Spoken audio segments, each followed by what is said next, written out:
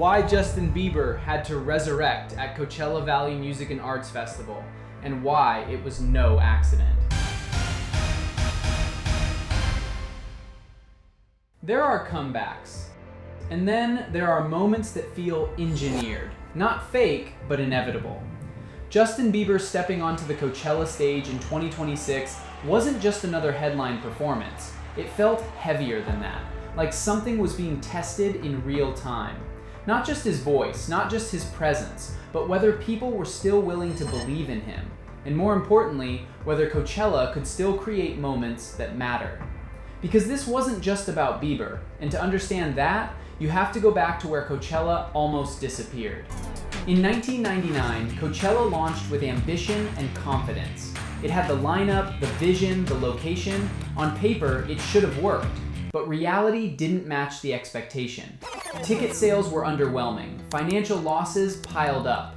What was supposed to be the future of music festivals looked like a one-year experiment that failed.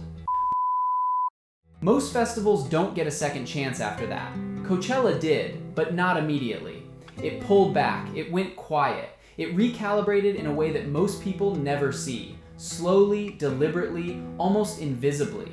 And when it came back, it wasn't trying to be big, it was trying to be right. Over time, that patience turned into power. By the mid-2000s, Coachella wasn't just alive, it was defining culture. And that's the part people forget. Because when something becomes iconic, we assume it was always inevitable. It wasn't. And history has a strange way of repeating itself when you stop paying attention. Fast forward to the mid-2020s and something subtle started to shift. Not collapse, not failure, just drift. The conversation around Coachella began changing. Less about music, more about optics, influencers, brand activations, perfectly curated moments designed more for cameras than for crowds. It was still massive, still globally relevant, but something underneath it felt different. People started asking a quiet question: is Coachella still real? And that question is dangerous, because Coachella doesn't survive on tickets alone.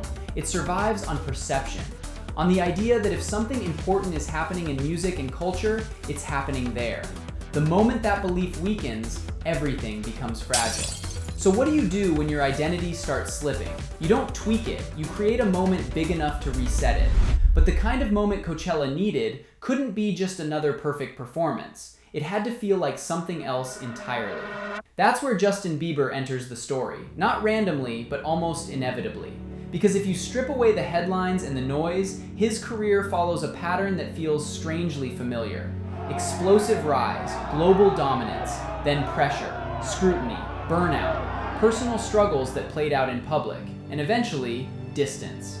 Not a clean rebrand, not a calculated reinvention, just absence. And in a world that never stops moving, absence becomes powerful. It creates space for questions, for curiosity, for myth. What happened to him? Does he still have it? Can he come back?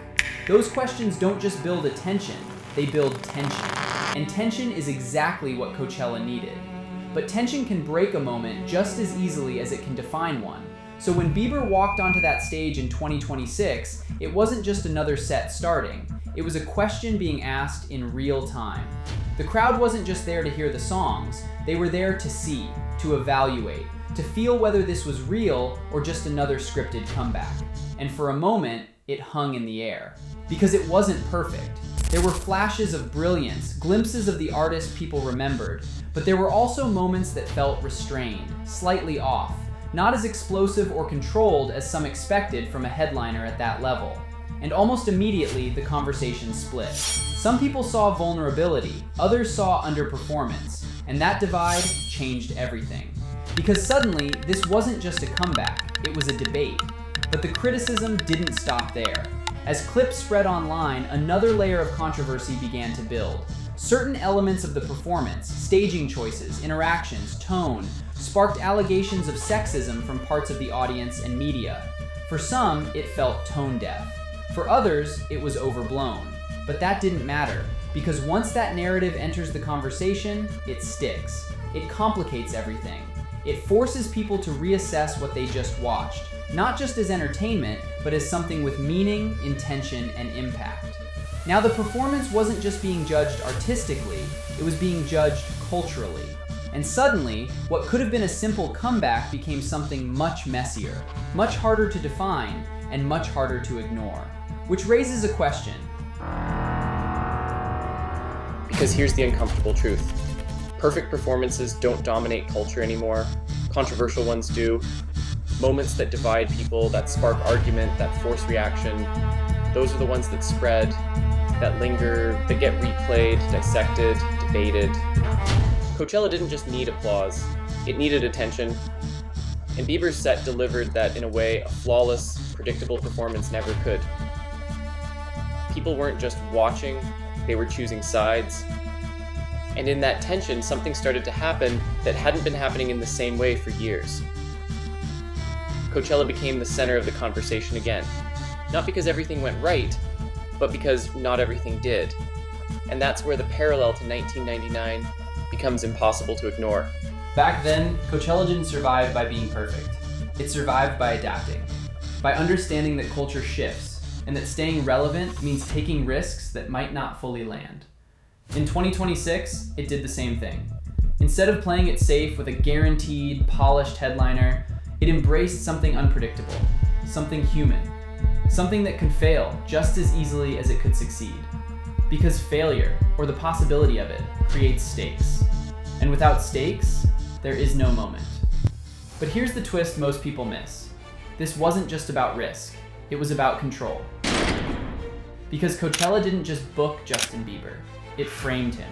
It placed him at the center of a narrative that mirrored its own history. Doubt, pressure, questioning relevance, and then a high-stakes return in front of the world. Whether intentional or not, the symbolism was too precise to ignore.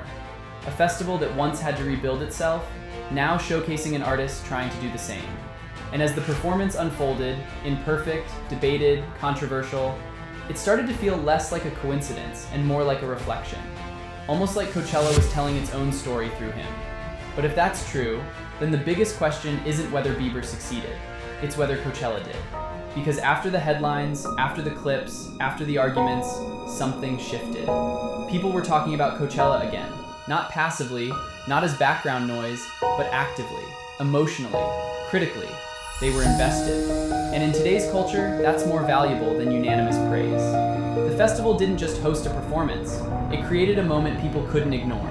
And that's exactly what it had done decades earlier when it refused to disappear after 1999. Different era, different context, same instinct. But that leads to one final realization. Justin Bieber didn't walk onto that stage just to perform. He walked onto it carrying expectation, doubt, history, and a narrative bigger than himself. And Coachella didn't just give him a platform, it gave itself a reset. Not by being flawless, not by being universally loved, but by being unavoidable again. Because in the end, resurrection doesn't look clean. It looks uncertain, risky, controversial.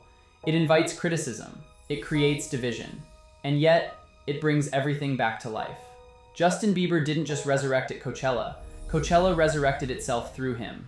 And if you look closely enough, you'll realize this wasn't a comeback. It was a pattern.